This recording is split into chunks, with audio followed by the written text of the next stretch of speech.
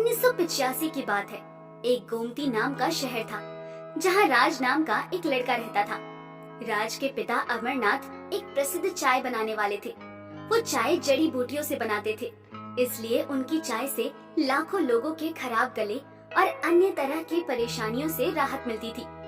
राज को पढ़ाने के लिए अमरनाथ ने चाय बेचकर पैसे जोड़े और राज को बाहर विदेश पढ़ने भेज दिया।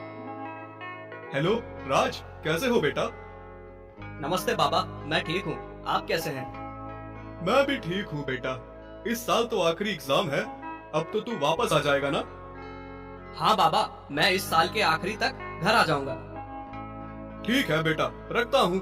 तुम अपना एग्जाम अच्छे से देना और मेरा आशीर्वाद हमेशा तुम्हारे साथ है। नमस्ते बाबा। राज साल के आखिरी तक घर लौट आता है। अमरनाथ की तबीयत काफी खराब हो जाती है और वो राज को अपने पास बिठाते हैं और कहते हैं, बेटा, मेरा सपना है कि तू एक बड़ा आदमी बने और खूब पैसे कमाए। हाँ बाबा, मैं वादा करता हूँ कि मैं आपका सपना पूरा करूँगा। राज की बात सुनते ही राज के बाबा की मृत्यु हो जाती है। अमरनाथ की मृत्यु को 1 साल हो जाता है और फिर देखते ही देखते राज इंटरव्यू देने के लिए जाता है। राज, तो बताओ तुम्हारी एजुकेशन कितनी है? सर, मैंने फॉरेन से ग्रेजुएशन किया है। ओके राज, और बताओ अपने बारे में।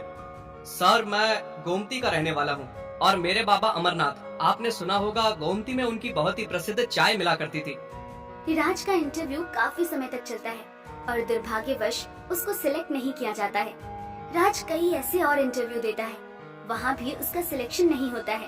राज मन ही मन दुखी हो जाता है और अपने दोस्त राम को कॉल करता है। हेलो राम, कैसे हो? मैं ठीक हूँ राज, तुम कैसे हो? बहुत परेशान लग रहे हो। हाँ राम, मैं अपने बाबा का सपना पूरा नहीं कर पा रहा हूँ। जहाँ भी इंटरव्यू देने जाता हूँ वहाँ मेरा रिजेक्शन ही हो जाता है। समझ ही नहीं आ रहा बाबा का सपना पूरा कैसे करूँ।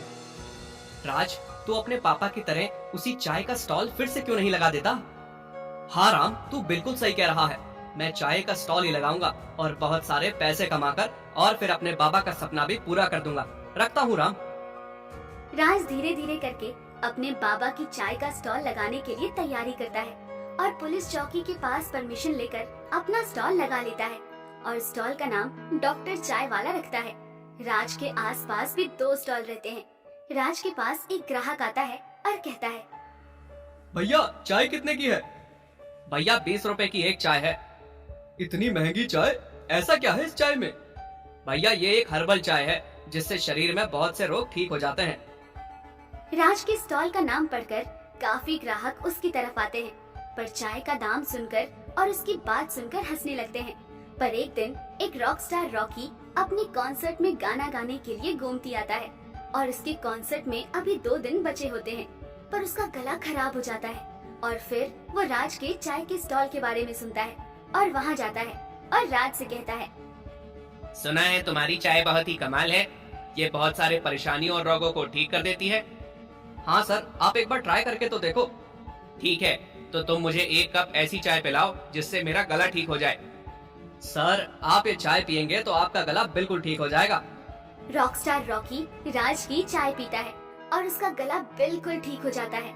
रॉकी का जिस दिन कॉन्सर्ट होता है उस दिन वो अपने फैंस को कहता है कि आज आपको ये जो मेरी आवाज और मेरे गाने सुनने का मौका मिल रहा है, इसके लिए मैं एक चाय वाले को धन्यवाद करना चाहता हूँ, क्योंकि उसकी चाय ने ही मेरा गला ठीक किया है और उस चाय वाले का नाम डॉक्टर चाय वाला है।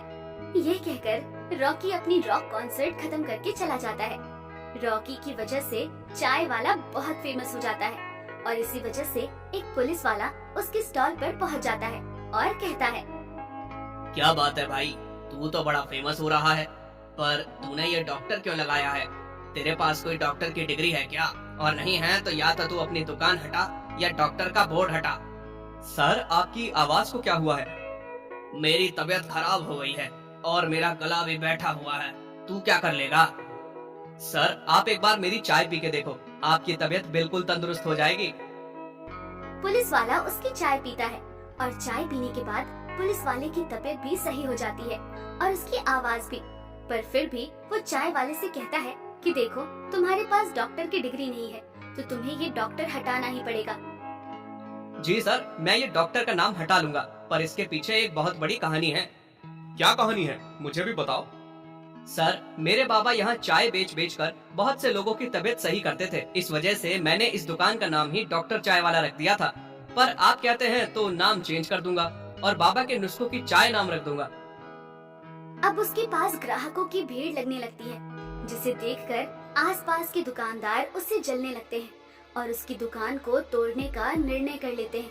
इसी दौरान एक दबंग नेता प्रकाश राज का गला बैठ जाता है और उसकी आवाज लड़कियों जैसी हो जाती है। क्या करूं मैं इस आवाज का? 2 दिन बाद मेरी रैली है, मुझे भाषण देना है और मैं इस लड़कियों जैसी आवाज में बात करूंगा तो भाषण कैसे दूंगा? सर, मैं एक चाय वाले को जानता हूँ जिसकी चाय पीकर आपकी आवाज बिल्कुल ठीक हो जाएगी, और उस चाय वाले का नाम है बाबा के नुस्खों की चाय। अगर तुम इस बात के लिए पक्के हो कि मेरी आवाज बिल्कुल ठीक हो जाएगी तो मुझे बताओ, मैं जाकर अभी उसकी चाय पीता हूँ। जी सर, मैं बिल्कुल पक्का हूँ और मैं ले चलता हूँ आपको उस चाय वाले के पास, और आप उसकी चाय पी के देखना, आपकी आवाज बिल्कुल ठीक हो जाएगी। प्रकाश राज चाय वाले के पास पहुंचते हैं और उसको देखते हैं और तुरंत पहचान लेते हैं और कहते हैं, अरे तुम तो वही लड़के हो जो मेरे पास इंटरव्यू के लिए आए थे। जी हाँ, मैं वही हूँ। बताइए, मैं आपकी कैसे सहायता कर सकता हूँ? मेरी आवाज तुम सुन ही सकते हो कैसी हो गई है, और मुझे 2 दिन बाद भाषण देना है। क्या इसका कोई उपाय है तुम्हारे पास? जी हाँ, मैं अभी आपको एक ऐसी चाय पिलाता हूँ कि कुछ ही पल में आपकी आवाज पहले जैसी हो जाएगी। राज प्रकाश राज को एक स्पेशल चाय बनाकर देता है। प्रकाश राज वो चाय पी ही रहा होता है, तभी वहाँ पर राज की दुकान तोड़ने वाले लोग आ जाते हैं। राज उनको देखकर घबरा जाता है। तभी प्रकाश राज चिल्लाकर कहता है, ए, कोई इस दुकान को हाथ नहीं लगाएगा। जिसने भी इस दुकान को हाथ लगाया उसका पूरा समय शुरू। प्रकाश राज अपनी आवाज सुनने के बाद इतने खुश हो जाते हैं कि वो राज से कहते हैं कि आज से ये दुकान कोई भी यहाँ से हटा नहीं सकेगा और मैं तुम्हें पैसे दूंगा ताकि तुम एक अपनी बहुत बड़ी खुद की दुकान खोल सको, जिसका उद्घाटन करने मैं खुद आऊंगा।